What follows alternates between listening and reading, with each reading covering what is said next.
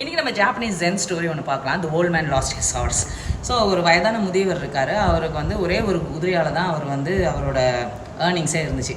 அவருக்கு ஒரே ஒரு பையன் இருந்தார். இவங்க ரெண்டு பேரும் அந்த குதிரையை வச்சு தான் சம்பாதிச்சிட்டு இருந்தாங்க. ஒரு நாள் இந்த குதிரை வந்து வீட்டை விட்டு ஓடிடுச்சான். ஐயோ குதிரை ஓடிடுச்சே அப்படின்னு சொல்லிட்டு ஊர் மக்கள்லாம் பயங்கர பேட் லக்பா அப்படின்னாங்க. அப்போ இந்த முதியவர் வந்து பேட் லக்கா குட் லக்கா யாருக்கு தெரியும் அப்படின்னாராம். ஒரு 10 நாள் கழிச்சு ஓடி போன குதிரை ஒரு 10 வைல்டு ஹார்ஸஸை கூட்டிகிட்டு வீட்டுக்கு வந்துருச்சான்.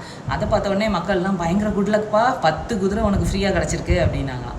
அப்போ வந்து இந்த முதியவர் என்ன சொன்னாராம், குட் லக்கா பேட் லக்கா யாருக்கு தெரியும் அப்படின்ட்டாராம். அப்புறம் மறுநாள் அவங்க பையன் என்ன பண்ணாராம், வந்த குதிரைங்களை அந்த வைல்டு ஹார்ஸஸை ட்ரெயின் பண்ணலான்னு சொல்லி ட்ரெயின் பண்ணும்போது குதிரையிலேருந்து கீழே வந்து கால் உடச்சிக்கிட்டாராம். எல்லோரும் வந்து சேச்சா உனக்கு லக்கு வரலப்பா, திருப்பி இது அன்லக்காக தான் இருக்குது, ஸோ பயங்கர பேட் லக் அப்படின்னாங்களாம். அப்போ இவர் வந்து பேட் லக்கா குட் லக்கா யாருக்கு தெரியும் அப்படின்னாங்க. நெக்ஸ்ட் டே திடீர்னு அந்த நாட்டில் ஒரு போர் வரவே அந்த ஆர்மியில் ஆள் பத்தலை, அதனால் எல்லா வீட்டில் இருக்கிற இளைஞர்களையும் நீங்கள் வந்து ஆர்மிக்கு சேர்க்கணும் அப்படின்ட்டாங்க. ஸோ ஒவ்வொரு வீட்டில் இருக்கிற இளைஞர்களையும் கூட்டிகிட்டு போகும்போது இவங்க வீட்டுக்கு வராங்களாம். இந்த பையனுக்கு கால் உடஞ்சிருக்கனால இவரை விட்டுட்டு போயிட்டாங்க.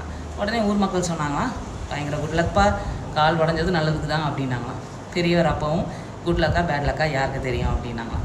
மாரல் என்ன அப்படின்னு சொல்லி பார்த்தோம்னா, ரொம்ப சந்தோஷமாக இருந்தாலும் ஆடக்கூடாது, சோகமாக இருந்தாலும் ஆடக்கூடாது.